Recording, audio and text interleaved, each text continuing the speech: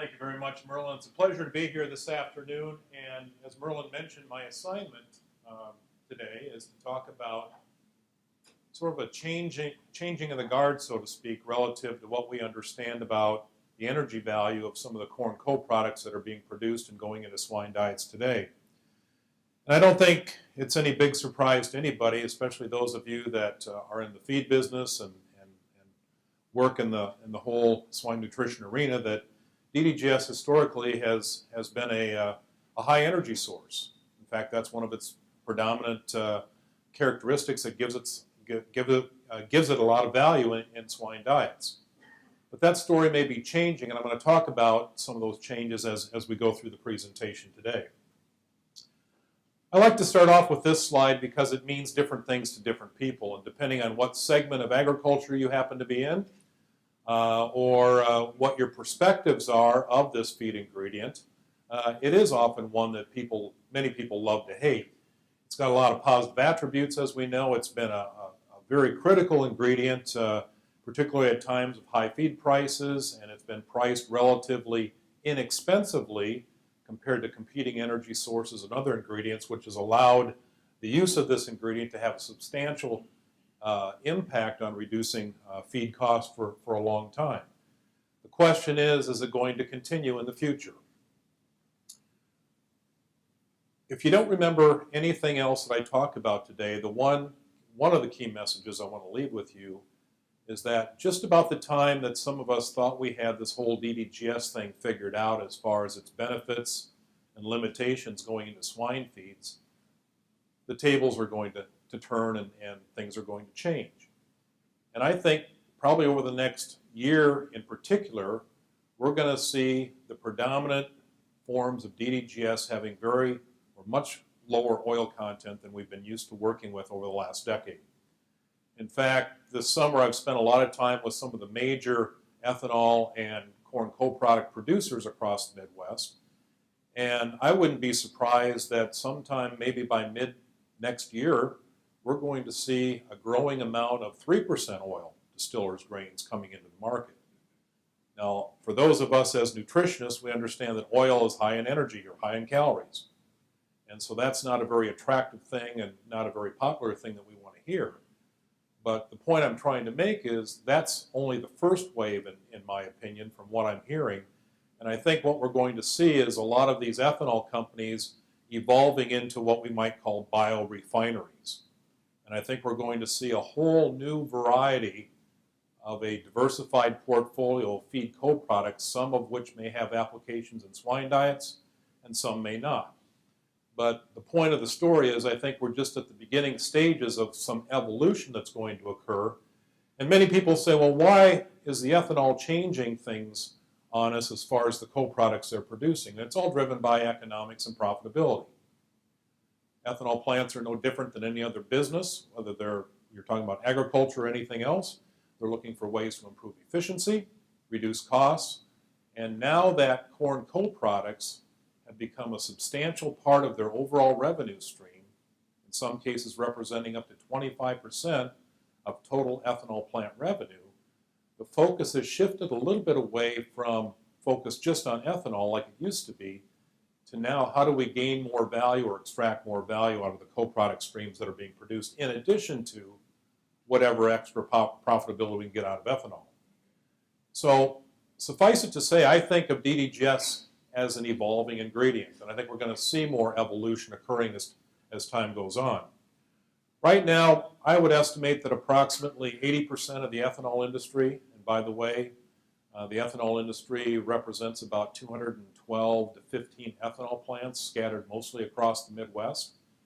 About 80% of those plants are extracting oil. And the oil content that you'll find in most of the DDGS sources being used in swine diets and other livestock feeds today is going to range between 5 to still up to about 13%. So highly variable in terms of oil content. And of course, one of the frustrations we have as nutritionists is we like consistency and predictability. And so sometimes we get surprised when we think we're buying a high oil distillers and it turns out it's actually lower than what would happen. So kind of buyer beware and user beware at this point, because there is a lot of inconsistency across the ethanol industry in terms of the extent of oil extraction that's going on. The other point is, as I mentioned earlier, that everything we've learned up to this point, I think, is starting to become a little bit obsolete, not totally, relative to our understanding of energy value and what it contributes into these swine diets. One could argue that maybe one of the positive aspects of feeding reduced oil distillers grains is that it may have less of a negative impact on pork quality, but we have limited data on that at this point. We've got some studies going on at Minnesota to look at some of those relative changes here, and we'll have some results probably by the end of the year. I also just like to remind everybody, if you think about the traditional high oil DDGS sources, these are sources that typically have contained between 10 to maybe 13% oil. The gross energy content of those sources, as summarized across several different studies in the literature, really doesn't change that much. And I'll talk about this a little bit later this afternoon as far as some of our current research interests and activities. But what we're trying to do is come up with a better understanding of how we can extract more net energy out of this high gross energy type of material. In fact, if you compare the gross energy content of corn DDGS with corn itself, it's substantially higher. So how do we get more metabolizable energy or net energy extracted out of this ingredient, even at a time where oil is being taken out? So even though gross energy content historically has been fairly consistent, the digestible or metabolizable energy content, even in this high oil type of distiller's environment, has been somewhat variable. And that variability has actually increased with the advent of oil extraction. To give you an example, and make 2 points on this slide, I summarized 4 different studies actually shown in the bar graphs in this slide, going back to some of Hans Stein's work a few years ago, 2007, 2009, some of the work that Brian Kerr and I have been doing with Patty Anderson's work and published in 2012, and our recent paper that came out here about a month ago. But the 3 middle summaries show that we've had variability in oil content among distiller sources for quite a long time, ranging somewhere from about 9.5% up to 14%. So that's nothing new. What has changed, of course, is that if you look at the far right 3 bars, 5% up to 13%, so this variability in fat content has really increased fairly dramatically compared to some of the previous studies that have determined DE and ME estimates for distillers' grains. The number that I want you to focus on in the next 3 slides is the standard error, the mean, shown here for gross energy, comparing across 5 different published studies evaluating the gross energy content of corn distillers. And you'll notice our most recent study has a gross energy content substantially lower than most of the previous ones, indicating that as a result of taking oil out, as you might expect, the gross energy content on average goes down. But for gross energy, the variability is much less compared to if we start looking at the DE content in these same studies among these same sources, where the standard error gets a little bit bigger. And then, of course, as we go to metabolizable energy, the standard error gets bigger yet. So as we move down that ladder from gross energy to DE to ME, and we don't know what net energy standard errors might be among sources, but I suspect it's going to be much greater than 190 kcals, as shown in this particular slide for ME. So again, how do we deal with this variability, and how do we assess energy content in an ingredient that varies widely in terms of composition, in particular crude fat content? I put this in just as a reference point. These are the data presented in the latest NRC.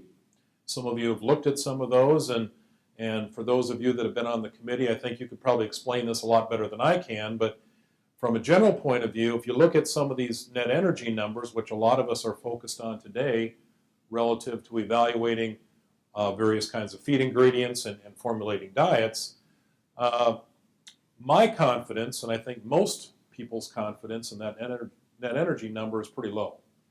And the reason for that is that there's very little information that was available with that level of oil content in distiller sources that has been in the published literature.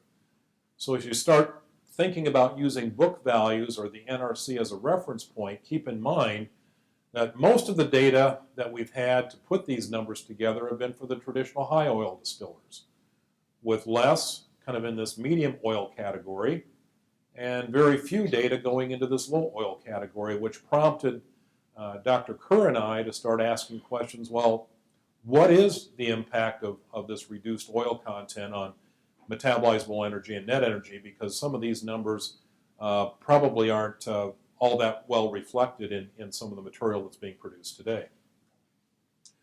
So some of the key questions I think that are probably obvious to most of you is, first of all, how much does oil extraction affect energy value of distillers' grains?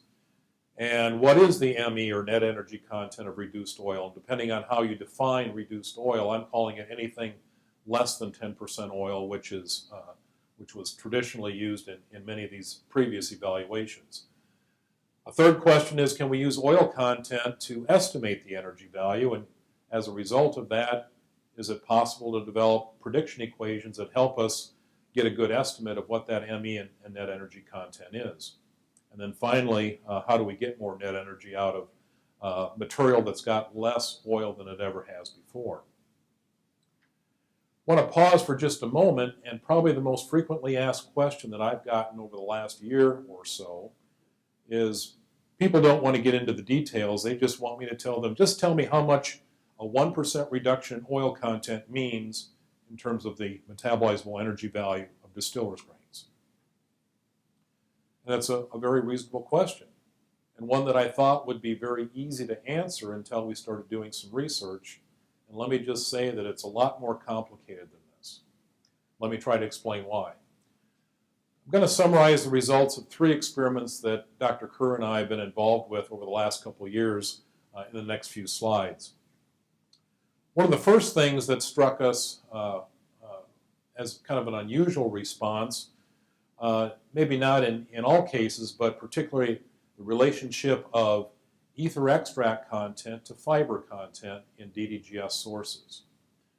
Yes, gross energy was fairly well correlated with crude fat or ether extract content, R-square 0.87, but depending on what fiber measure we chose to use in these samples, whether it was NDF or TDF, NDF responded opposite of what we would have expected. Notice NDF is shown here in these X items or designations along this chart. They're highly variable, and as crude fat content of these samples went down, so did NDF content. That seems counterintuitive. However, TDF responded as an increase as crude fat content went down. So we started asking the question, why is NDF behaving this way? And NDF, I think, as we've discovered, is fairly problematic in terms of its use as a measure of fiber content. It's also highly variable across laboratories, and we've kind of moved in the direction of focusing primarily on TDF as our primary fiber measure, and I'll try to explain a little bit more of that here in a moment. Very briefly, when we looked at 2 experiments we conducted, experiment 1 that I'm calling, or experiment 1 in this example is basically DDGS coming out of ICM Fagen plants, which is one engineering design used commonly in the ethanol industry. Those samples at the time that we ran the study ranged from about 8.5% fat up to about 13%. The R-square for DE and ME was extremely low. Very poor relationship of using crude fat content or ether extract to predict DE or ME content in that experiment. The second one that we conducted involved POET DDGS samples, 4 different sources, 4 different oil content, same kind of relationship. So engineering plant design doesn't seem to make a difference, but clearly there's a very poor relationship of using oil content or ether extract to predict energy. Looking at these data a little bit differently, and this is the set of sources that I showed you from the previous graph in experiment 1. Yes, our highest energy ME content source number 8, also happened to have the highest crude fat content, which we would have expected. But as we get into looking at the lowest fat content source, it didn't have the lowest ME content. In fact, it was slightly below average. In fact, our lowest energy sample had a fat content of 11%, which coincides with crude fat not being very predictive of ME content among these sources. Looking at the data a little bit differently, and here I've combined the data from experiment 1 and 2 together, one would have expected that as we decrease the crude fat content from 13 down to about 5%, you would theoretically expect a linear decrease like that. It didn't happen. The question is, what are the characteristics of this 5.5% oil DDGS source that gives it an ME value comparable to this 13% oil source? We're trying to figure that out. We've got some ideas that I'll share with you in a moment. The latest experiment that we conducted involved fewer sources, but it's a lot more comprehensive and expensive to do, and that is determining net energy content of these reduced oil sources. And we use 6 sources.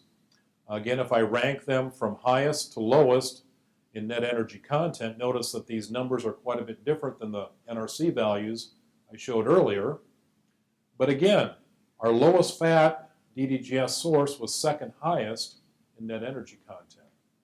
So it doesn't matter what energy system we use, the relationship is still pretty poor between oil content and energy value of this ingredient. So why is there a poor relationship?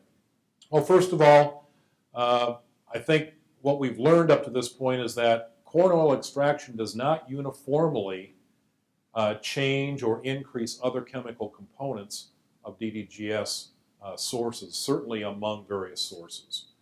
We also know that depending on the analytical procedure and the lab that we use, that plays a role in what that relationship might be as well. Certainly in the industry, those of you that have worked with distillers' grains knows that particle size can vary from 300 microns up to over 1,200. We have data showing that particle size does play a pretty big role in ME content of distillers' grains. Certainly, as a fraction, fiber represents a bigger proportion of the total composition compared to oil, which may be part of the reason as well. And then digestibility of fiber, as well as the remaining oil that's present in distillers' grains, may be causing some of these responses as well. Let me explain those here in a moment. First of all, I just want to point out that Brian took a single sample of DDGS, analyzed it for dry matter, protein, fat, fiber, and ash among 4 different laboratories, and look at the kind of variability, low to high, especially for crude fat and NDF content. If we start using prediction equations and start looking at these kinds of extremes and analytical values among laboratories, that represents almost a 400 kcal per kilogram difference in dry matter simply based on analytical variation. Something to keep in mind as we think about implementation of prediction equations. Certainly particle size makes a difference, about 13.5 kcals per kilogram of dry matter for every 25 micron reduction in particle size. I was particularly pleased to see some work that Hans Stein's group has done and published recently, which I think helps us explain a little bit. If you feed extracted distillers corn oil, digestibility is pretty high. It's over 90%, which most of us would have expected. But if you look at DDGS, which is shown here in the green bar, and look at total tract or ileal digestibility of acid hydrolyzed ether extract, it's only a little over 60%. So we often assume that just because DDGS has oil in it, all of it's going to be digestible and converted into energy. And in this case, that's not the case. So I think this is very, very telling and helps us understand that potentially as we keep pulling more and more oil out of distillers' grains, the contribution of that oil to energy may be even less. Some of Pedro Uriola's work from his PhD work at Illinois has shown that not all corn fiber is the same. When you have a total tract digestibility of TDF ranging from 23 to 55% among sources, and you know that fiber is contributing some energy, we don't know how much exactly, that's got to be one of the factors contributing to this variability as well. We're trying to understand why there's that much variation. Some of the work that John Patience at Iowa State and Brian have been working on and haven't published yet has been looking at breaking DDGS down and looking at NSP composition. Of course, that's very expensive. And some of the preliminary work would indicate that if you look at xylose and potentially even arabinose, those may give us a little bit more precision or predictability in estimating energy as we think about using that system as opposed to a TDF system. But we still have to dig into the details of that a little bit more. So let me just make a few comments about kind of our approach of how do we help the industry or attempt to help the industry make sense of all this variability in oil content relative to energy value of distillers' grains. And we think that the most practical approach would be to use chemical composition in prediction equations to estimate what the digestible, metabolizable, or potentially even the net energy value might be. I don't want to bore you with all the details here. This is a collection of some of the equations that we've developed over the 3 experiments that I talked about earlier. Notice that the R-square values are fairly variable across these, but one of the consistent items that comes up in almost every one of these equations, whether it's for DE or ME, is that gross energy as a composite measure of energy exists in most, if not all, of these equations as a primary variable, followed by some measure of fiber, whether it's TDF or NDF in some cases. Where's NDF? Sometimes we'll even find ADF entering into the equation. With ether extract generally absent, but if it's there in some equations, it'd be the 3rd most important variable. So fiber and gross energy seem to be the main predictors of energy for these different items. I do need to make a comment that's a point of frustration for me. Oftentimes I get a chance to review papers for the journal and various places, and I look at how different research groups, some research groups, not all, assess the energy value of distillers' grains. And oftentimes they'll refer to the Noblet equations. Noblet's equations are wonderful equations depending on which ones you choose, but remember that those equations were not specifically derived for this ingredient. And so to give you an example of how you can be misled in a big way, I applied one of the NE, net energy equations from Noblet, to some of our reduced oil DDGS data that we had from our last study. And just to point out that if I use those equations in a commercial setting, I'm going to overestimate the net energy value of distillers' grains by about 250 kcals per kilogram. I don't think that's a mistake that we want to make. So the point is, we need to be using ingredient-specific energy prediction equations if we're going to try to estimate distillers' grains and spend some time understanding how these equations were derived and how they apply so we don't make these kinds of mistakes. I'm running out of time, but just want to make a quick comparison here. Pedro Uriola and I and Brian are in the process of evaluating in kind of a cross-study validation of various published prediction equations for distillers' grains relative to determined in vivo DE and ME estimates. And we basically use the criteria. These are the studies we considered, coefficient of prediction and standard error prediction as our main criteria.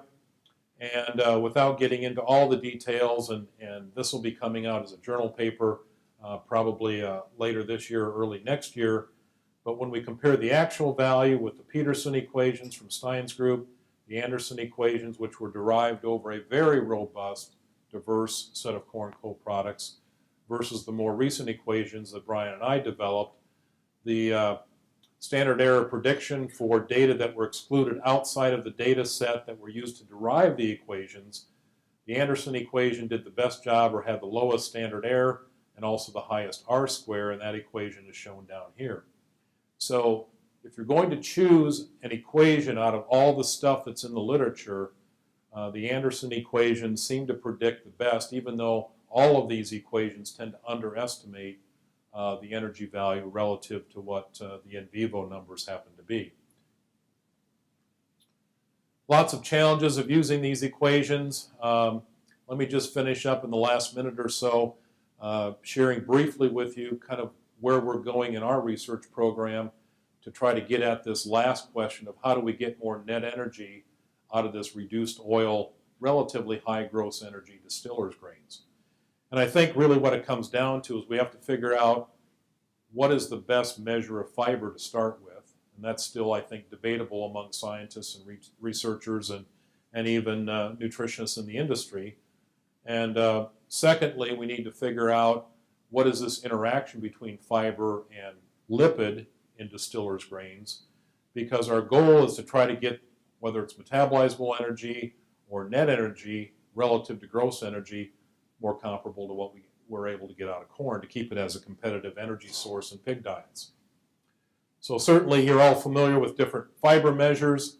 We're focused again on primarily separating it into insoluble versus soluble fiber, thinking that that may give us a lot more description or value relative to using more traditional methods like NDF, and certainly much better than crude fiber, which I continue to try to convince my poultry colleagues they need to get away from. But certainly NSPs may be a part of this picture as well. Very interesting study that just was published from the group at the University of Wageningen, where they looked at distillers grains and applied selected commercial enzymes or different processing procedures, whether it's wet milling, extrusion, or autoclaving, and the cell wall structure of DDGS was very minimally affected by the application of these enzymes or these processes. What it took to break down the NSP fraction or to increase the dry matter digestibility was some fairly aggressive or severe hydrothermal acid treatment. What this tells me is that some of our traditional feed processing methods probably aren't going to help us with getting more energy value or breaking down that fiber matrix very well. So we need to think about alternative ways of doing it, and perhaps finding more appropriate enzymes may add to that picture, but in this particular study with the ones they chose, it really had minimal effect. So we're doing a lot of asking questions about this interaction between dietary fiber and fat. We've kind of constructed a working research model that we're considering, which involves contact of endogenous enzymes, motility of the gut, viscosity of the digesta, and endogenous losses, trying to look at these interactive effects and what those contributions happen to be. And with that, I'm going to stop there. I know I've gone a little bit long, but I just want to acknowledge some of the funding sources that we've had for some of this work. And I don't know if there's any time before the break, Merlin, but I'd be happy to try to answer any questions. Thank you.